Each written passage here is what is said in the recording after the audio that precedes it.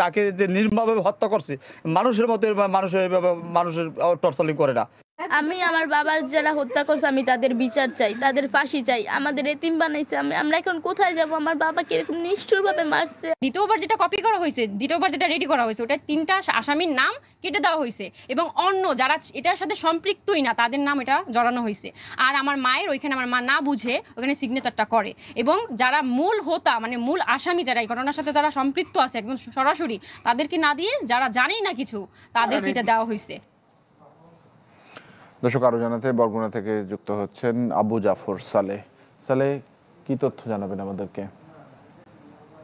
ঢাকার মিরপুর এলাকায় যে নির্মম নৃশংসভাবে যে হত্যাকাণ্ডটি ঘটেছে এবং সেই সোহাগের বাড়িতে আমি আছি এবং এই গ্রামের বাড়িতেই গতকাল 10টায় জানাজা শেষে তার দাফন করা হয়েছে এবং তার পরিবারের লোকজন, তার স্ত্রী, 2 বাচ্চা এবং তার আত্মীয় স্বজন, বোন সবাই এখানে আছে। আমরা একটু তাদের প্রতিক্রিয়া একটু জানতে চাবো যে আসলে আপনারা যে ঘটনা ঘটলো, যে নৃশংস বা যেভাবে ঘটনা ঘটলো, আসলে এটার পিছনে আপনাদের কাছে কি কারণ মনে হচ্ছে? আপনারা এখন কি চাচ্ছেন? আসলে আপনাদের দাবিটা কি যদি একটু বলেন।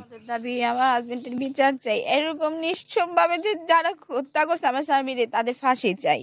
কোনো মানুষ আর কোনো ভাবে এরকম জানি না করে। কারণ ছেলে আর আমার স্বামীর যেভাবে মারছে ওনারা, আমি বিচার চাই। আমার ছেলে মেয়ের বাবা হারা করছে, আমার স্বামী ছাড়া করছে। এরকম কোনো মানুষ এগুলি জানে কারণ বাবা ছাড়া না করে।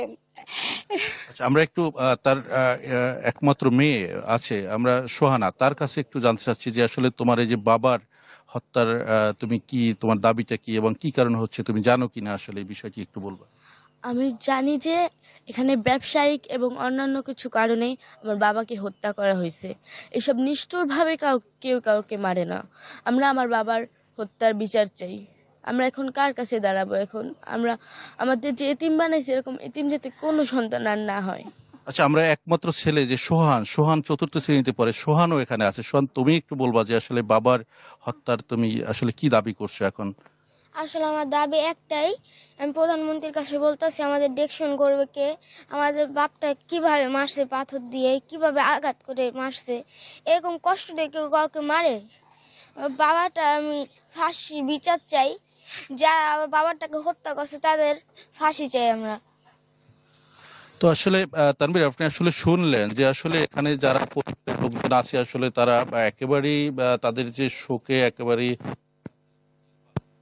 এই অঞ্চলের যারা লোকজন আছে, এই এলাকার যে মানুষ আছে তাদের কাছে আসলে তারাও এখানে শোকের মাতম চলছে এই গ্রামে, যে তাদের দাবি হচ্ছে যে আসলে এই সোহাগ আসলেই সবার সাথে তার কোনো বা নেই এবং তার সবাই সন্তুষ্ট।